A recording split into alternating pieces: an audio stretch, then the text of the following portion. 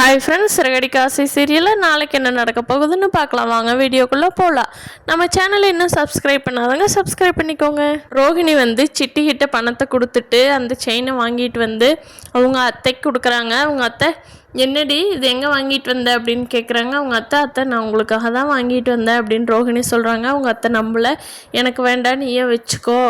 ஏன் உங்கள் அம்மாவுக்கு இது வாங்கி கொண்டே கொடு, எனக்கு ஒன்றும் நீ கொடுக்க வேண்டாம், என்ன ஐஸ் வைக்கிறதுக்காக வாங்கிட்டு வர்றையா, இந்த வேலையில் எங்கிட்ட ஆகாது, எனக்கு வேண்டாம், போ நீயே வச்சுக்கோ அப்படின்னு சொல்கிறாங்க. என்னங்க அத்தை, ஆசையாக வாங்கிட்டு வந்தால் இப்படி சொல்கிறீங்களே அப்படிங்கிறாங்க. வேண்டாண்டி, போய் உங்கள் அம்மாலாம் இருக்காங்கல்ல, போய் எங்கள் அம்மாவுக்கு கொடு. அது என்ன எனக்கு ஆசையாக வாங்கிட்டு வர்ற, அது நான் உன்னை திட்டிகிட்டு இருக்கிறேன்.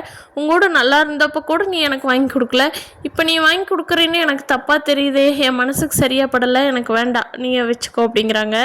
சரி, ரோஹிணி அந்த செயின் என்ன பண்ணுறதுன்னு தெரியாமல், சரி நம்ம கடையிலேயே கொண்டு போய் கொடுத்துக்கலாம், நமக்கும் பண தேவை இருக்குல்ல, இது எப்படியும் அதிகமாக தான் போகும், நம்ம வித்யாவுக்கும் 1 லேக் கொடுத்துட்டு மீதி நம்ம பண தேவைக்காக வச்சுக்கலாம் அப்படின்னு சொல்லிட்டு கடைக்கு கொண்டுட்டு போகிறாங்க.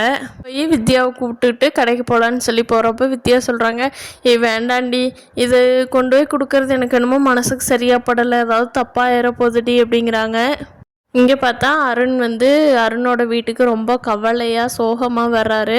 அதை பார்த்துட்டு அவங்க அம்மா, என்னாச்சு அருண், ஏன் இவ்வளோ சோகமாக இருக்க, நீ எப்பவுமே இப்படி இருக்க மாட்டியா அருண், என்னாச்சு அப்படின்னு கேட்குறாங்க. அதுக்கு அருண் சொல்கிறாரு, இப்படி ஸ்டேஷனில் இப்படியெல்லாம் நடந்துச்சு அப்படிங்கிறாரு. அதை கேட்ட அருணோட அம்மா, ஏன்பா நீ எவ்வளோ நல்ல பையன், நீ இப்படி நடந்துக்க மாட்டியே, எப்படிப்பா இப்படி நடந்துக்கிட்ட, சரி விடு, போய் அந்த தம்பி பார்த்தீங்கன்னா போய் மன்னிப்பு கேட்டுருந்தாங்க, ஏன்னா நம்ம மேலே தான் தப்பு இல்லையா, அதனால் நீ போய் மன்னிப்பு கேட்டுரு அப்படிங்கிறாங்க. அருண், என்னம்மா சொல்கிறீங்க, நான் போய் மன்னிப்பு கேட்கணுமா அப்படிங்கிறாங்க. ஆமாப்பா, நீ உன் மேலே தானே தப்பு, அவன் என்ன தான் உன் மேலே பகையாக இருந்தாலும் அன்னைக்கு தப்பு பண்ணல இல்லையா, நீ தான் தேவையில்லாமல் மாட்டி விட்ட மாதிரி இருக்குது, அதனால் நீ போய் மன்னிப்பு கேட்டுருங்கிறாங்க.